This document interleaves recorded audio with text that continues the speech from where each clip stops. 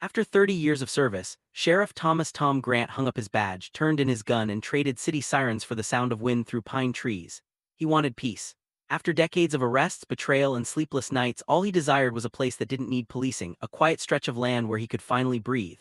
He found it in a small, gated community called Cedar Ridge Estates, a place that looked perfect on paper. Wide roads, spacious lots, a friendly brochure full of smiling faces, and a promise of neighbors who care. The homeowners association seemed organized, polite, and orderly. For a man who'd seen chaos all his life, it sounded like heaven. Tom bought Lot 17, a 5-acre spread at the far edge of the subdivision bordered by woods and a small creek that glistened in the morning light. He built his modest cabin himself from scratch. Every nail, every beam, every inch was his work. It was more than a home, it was his redemption. For the first few months, life was exactly what he wanted. Early mornings with coffee on the porch, the smell of pine needles, the sound of birds instead of dispatch radios. Neighbors waved when they passed, and he waved back. For the first time in years, Tom felt human again. But peace is fragile, and in Cedar Ridge, peace had an enemy. The enemy wore pearls and a smile. Her name was Margaret Hensley, president of the HOA. To the community, she was Mrs. Hensley, a respectable woman with manicured lawns, a collection of trophies from community service awards, and an obsession with preserving the image of Cedar Ridge. But to Tom, she soon became something else entirely, a tyrant with a clipboard and too much power. It started small, a note left on his door: "Your mailbox does not conform to HOA standards." Then another: "Your gravel driveway must be replaced with approved paving." And then unauthorized shed construction. Tom's patience ran deep. Years of dealing with hot-headed criminals had trained him to stay calm. He paid the small fines, filled out the forms, and tried to comply. But something about Margaret's tone always felt personal. The way she lingered in front of his property jotting notes, the way she whispered to other board members when he walked by. Tom began to notice a pattern. Every time he fixed one violation, another appeared. Every time he met a requirement, the rules seemed to change. It wasn't about the rules, it was about control. Margaret didn't like people who didn't bend easily. She didn't like that Tom was quiet, independent, and uninterested in her community events. Most of all, she didn't like that he didn't fear her. Then one morning, Tom received a certified letter that changed everything. It was from the HOA board, an official notice of eviction. The letter claimed his property was out of compliance with community standards, that he had failed to pay assessed fines, and that under the HOA's charter they were moving to seize and resell Lot 17. Tom stood on his porch, the letter trembling in his hand. The ink on the page looked clean, proper, and legal. But to him it felt like a threat. He wasn't a man who scared easily, but this was war. That night Tom went into his study and pulled out his old sheriff's notebook, the one he used to solve cases, the one filled with notes on suspects, motives, and lies. He opened a new page and wrote one name at the top: Margaret Hensley. Then beneath it, 2 words: find everything. As the sun went down behind the trees of Cedar Ridge, the old sheriff began his quiet investigation, not with a badge this time, but with the patience of a man who'd spent his life uncovering truth. Because if Margaret thought she could take his land, she didn't know who she was dealing with. And what Tom would soon discover buried in county records would turn the HOA's entire world upside down. Tom Grant was no stranger to conflict, but this one was different. There were no flashing lights, no dispatch calls, no suspects in handcuffs. There was only paper, fine print, property lines, and signatures. And in his experience, paper could destroy a man faster than bullets if he didn't know how to read it. He began with what he knew best: evidence. The HOA's letter had cited multiple fines and unpaid assessments. Tom reviewed every notice he'd received since moving in. He had paid what he owed, and the amounts matched the HOA's listed fees until recently. Then he noticed something strange. The last 3 assessment letters came from a new P.O. box, not the official HOA address. The letterhead was identical, but the return address had changed. Subtle but deliberate, someone had rerouted payments. Tom didn't jump to conclusions. He collected, compared, and logged everything: dates, letters, amounts, and signatures. Then he took a quiet drive to the county recorder's office. The young clerk behind the counter didn't recognize him as the former sheriff. He preferred it that way. He wanted no attention, just truth. He asked for property plats, boundary records, and the original deed transfers for Cedar Ridge Estates. The clerk hesitated, explaining that some files were archived. Tom smiled politely and waited. He had waited out murder suspects before. He could wait out bureaucracy too. When the clerk returned, she placed a stack of old documents on the counter. Tom's eyes narrowed as he leafed through them. The subdivision was originally part of a large ranch estate that had been divided 20 years ago. Most lots were standard quarter-acre parcels, but his Lot 17 was different. It had been carved out from an adjoining property during development. A note on the original map read, "Boundary exception due to prior ownership, exempt from HOA covenant jurisdiction." Tom froze. He read it again. His lot, his 5 acres, was not technically part of Cedar Ridge's HOA. The boundary exception was signed and recorded. It was old, nearly forgotten, but legally binding. The developer must have overlooked it when marketing the lots. The HOA had simply assumed his property was under their control. Tom's pulse quickened, but his expression remained calm. Decades of law enforcement had taught him to mask emotion. He took digital photos of the records, requested certified copies, and thanked the clerk. On the drive home, rain began to fall, a slow, steady rhythm against the windshield, the kind of weather that made roads slick and tempers shorter. But Tom's mind was sharp. He knew what he had was more than a discovery, it was leverage. When he reached his cabin, he spread the documents across the kitchen table. He studied every line, every signature. The deed confirmed what he'd suspected. He owned the land outright, and it existed just outside the HOA's jurisdictional boundary. That meant no fines, no board authority, no eviction, nothing. And yet they had still sent him threats, notices, and eviction papers. Which meant Margaret and her board had overstepped badly.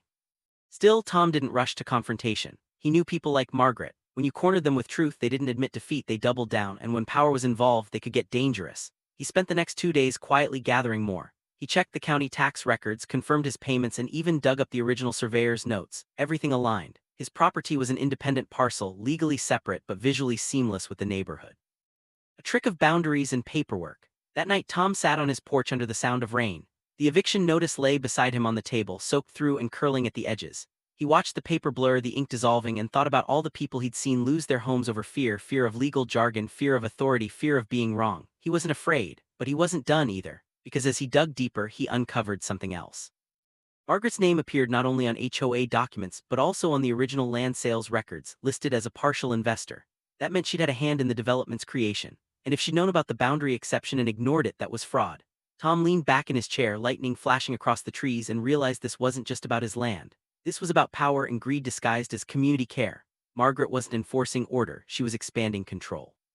The next morning, Tom went into town and visited an old acquaintance, a retired lawyer named Earl Dempsey who owed Tom a favor from years back. Earl specialized in property law before retirement.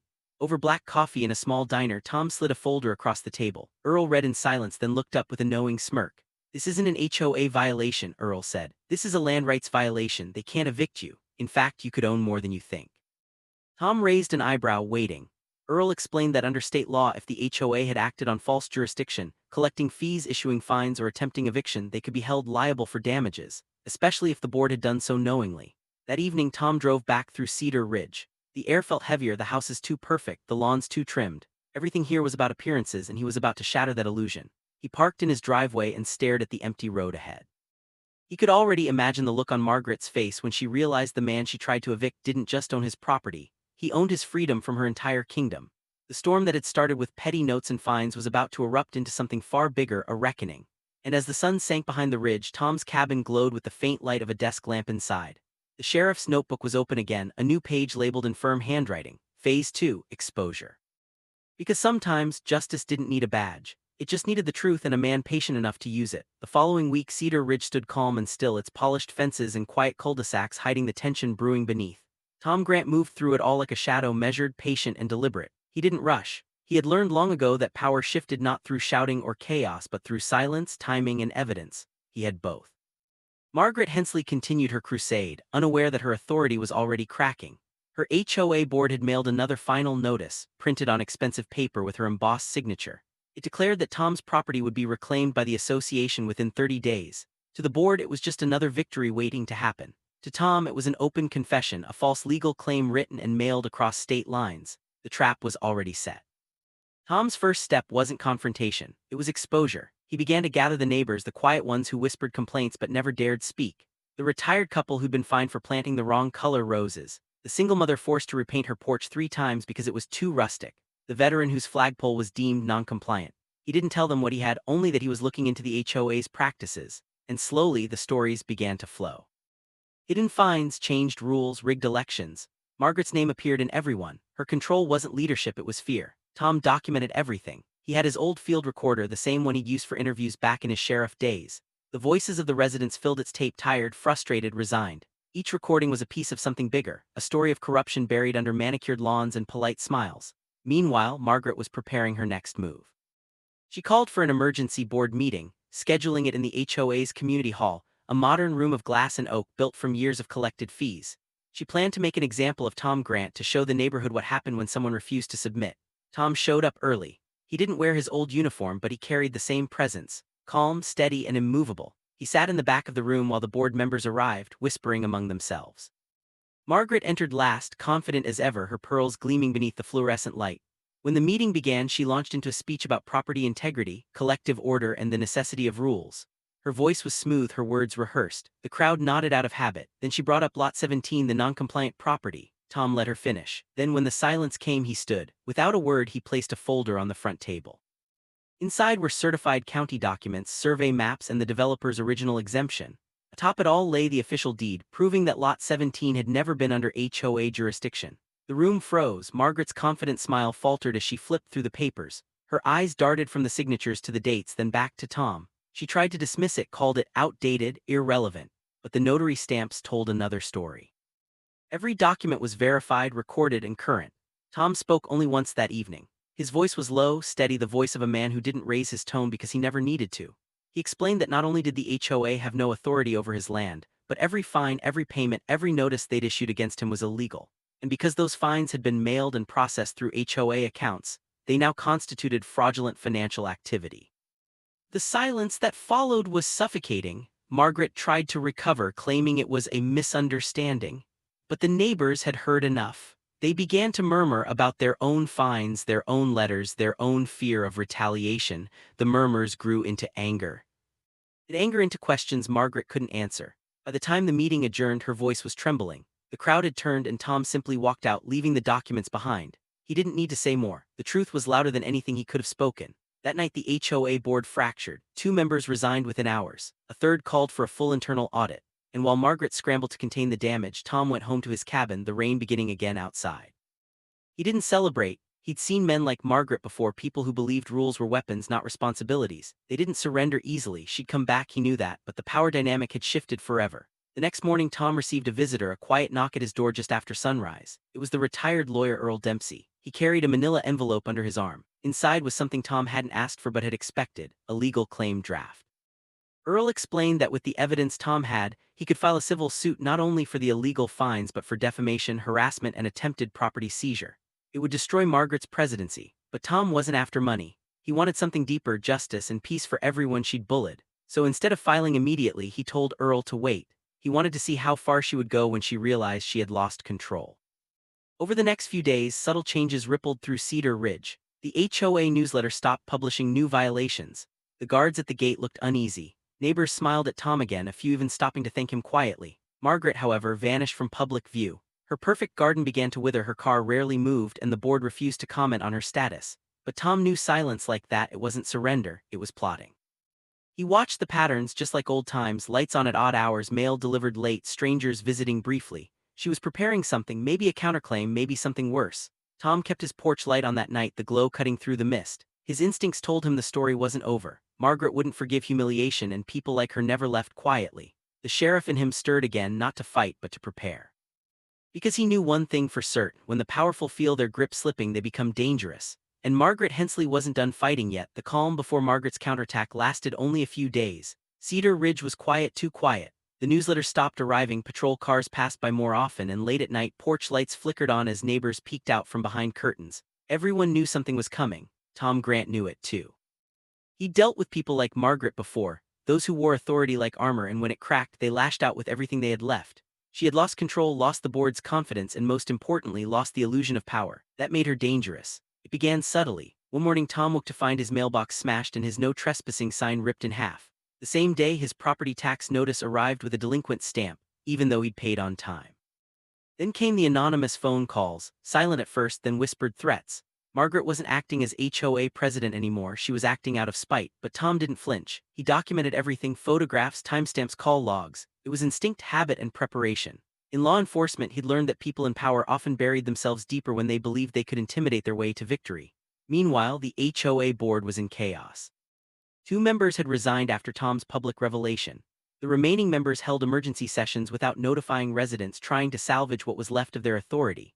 But Margaret still controlled the files, the finances, and the association's seal. She used them like weapons. Notices began arriving across Cedar Ridge. Homeowners were suddenly being cited for unregistered vehicles, unapproved landscaping, unauthorized flags. The fines were outrageous, the enforcement aggressive. It was a scorched earth move, a desperate attempt to reassert dominance through fear, but it backfired. The same neighbors who once stayed silent now turned to Tom. They gathered on his porch, their voices low but firm. They wanted to fight back, not with rage but with truth. Together they began compiling their own evidence. Letters, photos, and receipts piled up. What had once been a quiet community was transforming into something stronger, a movement. Still, Margaret didn't stop. Tom recognized the tactic week later, immediately. Tom It was a returned final home from attempt to use town to bureaucracy find against county him. vehicles He handed them the near his certified property deed and the line. exemption letter. Two The officials read read in the mud, exchanged measuring looks, tape and left stretched without another across his word. driveway. But Tom knew this When he wouldn't be the last approached, move. they said they That were night, rings stopped through investigating a Cedar Ridge boundary again. violation Sky flashed complaint white with lightning and filed thunder rolled anonymously. through the valley. Tom sat by the window, listening to the storm and watching headlights pass along the distant road. At 11:43 p.m., one pair of lights slowed in front of his gate. The engine idled for a moment, then drove away. The next morning he found tire tracks across his front ditch and a set of footprints leading toward his tool shed. Margaret was unraveling. Tom didn't call the sheriff's department right away. He didn't need to. Instead, he installed motion sensors and trail cameras, quietly, strategically, just as he would on a stakeout. Within 48 hours, he had footage. A figure, short, broad-shouldered, wearing a raincoat, approaching his property under cover of night, carrying a folder. She placed something in his mailbox and left. The next day, Tom retrieved the folder. Inside was a single typed letter on HOA stationery. It read, "You may think you've won, but this land has never belonged to you. Consider this your final warning before we take it back." No signature, no name, just the faint scent of perfume he recognized from every board meeting. That was enough. Tom drove straight to the county sheriff's office, the same place he had once commanded, and handed over the footage, the letter, and the history of her harassment. The new sheriff, a younger man named Colton Reeves, looked uneasy as he read through it. He respected Tom, everyone did, and seeing the once feared HOA president reduced to criminal desperation was shocking even to him. An official investigation was launched the next day. County inspectors arrived at Cedar Ridge, this time not to enforce but to audit. They requested records, financial statements, and meeting minutes. Margaret refused to cooperate. She locked herself in the HOA office and refused to hand over the documents. But the county had authority she couldn't defy. Within hours, they returned with a warrant. The sound of that office door being forced open echoed through the neighborhood. Residents watched from porches as county officials carried out boxes of binders, laptops, and receipts. The same papers Margaret had used to control everyone were now evidence against her. Tom stood at the edge of his property, arms crossed, watching silently. It wasn't triumph he felt, it was something heavier. The fall of power is never clean. That evening, Margaret drove past his cabin one last time. Her car stopped for a few seconds in front of his gate. The rain had started again, streaking her windshield in silver lines. He couldn't see her face clearly, but he saw her hands gripping the steering wheel tightly before she sped off into the dark. The next morning, word spread that Margaret hadn't shown up to the HOA's scheduled audit meeting. Rumors said she'd gone into hiding, others whispered she'd fled the county. But Tom didn't believe either. He knew the look of someone cornered, and Margaret was too proud to run. He went inside, lit a fire, and opened his old sheriff's notebook again. On the newest page he wrote, "Stage 3, Consequence." He closed the book, leaned back, and listened as thunder rolled over the ridge, because he knew what came next. Margaret Hensley had drawn her last line in the sand, and now the storm she had created was coming for her. The morning after the confrontation, Cedar Ridge was eerily quiet. The kind of quiet that comes after a storm, when trees still drip with rain and the air tastes like metal. But beneath that calm, something was shifting. Power was changing hands, fear was fading, and for the first time in years the community was beginning to see through the illusion that Margaret Hensley had built. Tom Grant sat on his porch with a cup of coffee, the steam curling in the cold air. He had barely slept. His mind replayed the previous night's confrontation, the shock on Margaret's face, the silence of the board, and the way her confidence had finally cracked. But he also knew it wasn't over. Margaret wouldn't go down quietly. People like her never did. They clung to control until the very last thread broke, and sometimes they dragged others down with them. By noon, rumors were spreading. Someone said Margaret had locked herself in the HOA office, shredding files. Another claimed she'd been seen at the county courthouse, arguing with a clerk. But Tom didn't chase rumors, he chased proof. And proof arrived in the form of a phone call. Earl Dempsey, the retired lawyer, spoke in his usual calm tone, but Tom could hear the satisfaction in it. The state had accepted his report. The documents Tom had submitted, the fraudulent notices, the fake payment routes, the proof of overreach, were now part of an active investigation. The HOA was officially under scrutiny. But there was more. Earl had gone a step further. He contacted a local journalist from a small but fiery investigative paper called the Ridge Observer. The journalist, a woman named Laura Keene, had been chasing stories of HOA corruption across the county for months. When she heard Tom's name, she drove out to meet him personally. That evening, as the sky turned copper and the crickets began their nightly chorus, Laura arrived at the cabin. She carried a recorder and a notebook, but her eyes showed respect. She had already heard pieces of the story, how a retired sheriff had uncovered corruption in one of the county's most respectable neighborhoods. Tom wasn't one for media, but this was different. This wasn't about him, it was about truth. He laid everything out, the letters, the fake fines, the rerouted payments, and the boundary exemption that started it all. Laura listened in silence, her pen moving fast. When she finally spoke, she said what Tom already knew. "This isn't just an HOA scandal," she told him. "This is fraud and she's been running it for years." The article went live 2 days later. Its title was short, sharp, and explosive. "The Sheriff versus the HOA: How One Man Exposed a Neighborhood Dictatorship." Within hours, it spread like wildfire. Neighbors who once feared Margaret shared it across social media. Former residents of Cedar Ridge began reaching out, telling their own stories: harassment, overbilling, intimidation. The HOA's name became a symbol of greed and abuse. By the next morning, local news vans lined the community gates. The HOA board called an emergency meeting, this time without Margaret. And when she arrived uninvited, clutching a folder of her own, the cameras followed. What happened inside that meeting became legend in Cedar Ridge. Board members turned on her one by one. Some shouted, some cried. The treasurer confessed to being coerced into signing fraudulent financial forms. Another revealed that Margaret had personally altered fine amounts to fund maintenance projects that never existed. The crowd demanded answers, but Margaret had none left to give. Her voice broke as she tried to regain control, blaming clerical errors, miscommunication, and finally Tom himself. But no one believed her anymore. Her words, once sharp as glass, had lost their edge. When she left the meeting, reporters surrounded her. The perfect image she'd maintained for years, the polished suits, the charming smile, crumbled in the bright camera lights. Her pearl necklace snapped as she pushed through the crowd, scattering beads across the pavement. Tom watched from a distance. He didn't smile, didn't gloat. He'd seen too many downfalls to take pleasure in another one. But there was something deeply satisfying about justice done quietly, thoroughly, and without shouting. That evening, the county sheriff's department, his old department, arrived at Margaret's home. The same badge Tom once wore gleamed on a younger deputy's chest as he knocked on her door. She was taken away in handcuffs for questioning under charges of fraud, misuse of funds, and attempted unlawful seizure of property. The news spread across the town like lightning. The Queen of Cedar Ridge had fallen. In the days that followed, the HOA's structure began to collapse. Board members resigned in waves. A special election was called to form a new association under supervision of the county. Neighbors who had once lived in fear began to gather freely, planting gardens, repainting their homes, and waving to one another without watching for spies. Tom's cabin became a symbol, quiet, humble, and free. People stopped by to thank him, bringing pies, coffee, or just a handshake. Some called him a hero, though he never accepted the word. He told them he didn't expose corruption for glory. He did it because someone had to. As the sun dipped behind the ridge that night, Tom stood outside his cabin, listening to the wind through the trees. For months, this land had been a battlefield. Now it was peaceful again, his land, his home, his victory. He knew Margaret would face trial soon, her legacy was finished, but Tom didn't plan to attend. He'd seen enough judgment in his lifetime. Instead, he opened his old sheriff's notebook one last time. On the final page, beneath all the notes and evidence, he wrote 2 words in thick black ink: "Case closed." Then he closed the book, placed it back on the shelf, and looked out at the horizon where the light met the pines. Justice, he thought, didn't always come with sirens or applause. Sometimes it came in silence, in the steady strength of a man who refused to be moved. The land was his again, and finally so was his peace. Morning light crept over the valley, spilling gold across the wet fields. Cedar Ridge looked peaceful from a distance, dew sparkling on the grass, smoke curling from cabin chimneys. But beneath that calm, the whole community was bracing for impact. Word had spread fast. Margaret Hensley, the once feared HOA president, was facing criminal charges: embezzlement, fraud, harassment. The county investigators had uncovered enough evidence in her office to fill 3 binders, and her name was on every page. But the most shocking part, she wasn't backing down. Despite the investigation, Margaret still had loyal followers, 2 board members who clung to her authority like a lifeline. Together they filed a countersuit against the county, claiming harassment of a private homeowners association. It was a desperate move, but it bought her time. For Tom Grant, time was exactly what he didn't want her to have. He'd spent weeks gathering statements, video footage, and testimony from residents who'd been targeted: fines, property damage, even threats. The people of Cedar Ridge trusted him now, not as a former sheriff, but as one of their own. He'd gone from being the quiet man on the hill to the voice of the valley. But Margaret had one last card to play. On a foggy Thursday morning, she showed up at the county courthouse in a crisp gray suit, flanked by lawyers and cameras. The local news had caught wind of the story: HOA president accused of abuse of power, and she was using it to her advantage.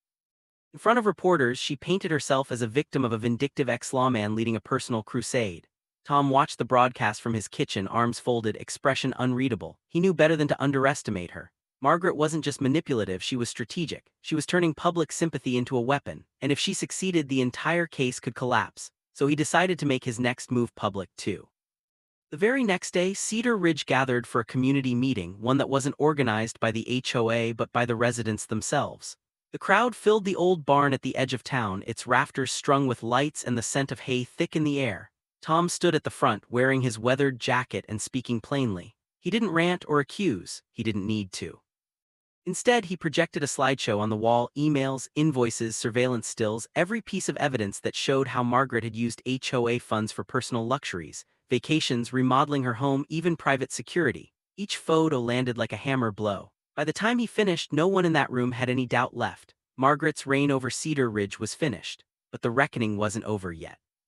3 days later, county deputies arrived at Margaret's property with a warrant for her arrest. Tom wasn't there, but he heard every detail from Sheriff Colton Reeves. When they knocked on her door, she didn't answer. They found her sitting in her kitchen, calm, composed, sipping tea like nothing was wrong. Her only words were, "Tell Tom Grant this place was never his to begin with." Then she stood up, placed her cup in the sink, and held out her wrists. It was over.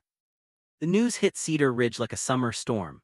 For the first time in years, people smiled freely, shared fences, and waved to each other without fear.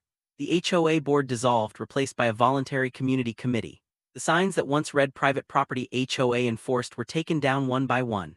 As for Tom, he didn't celebrate, he just rebuilt. He fixed the gate she'd broken, repainted the mailbox, and reseeded the land she'd tried to take.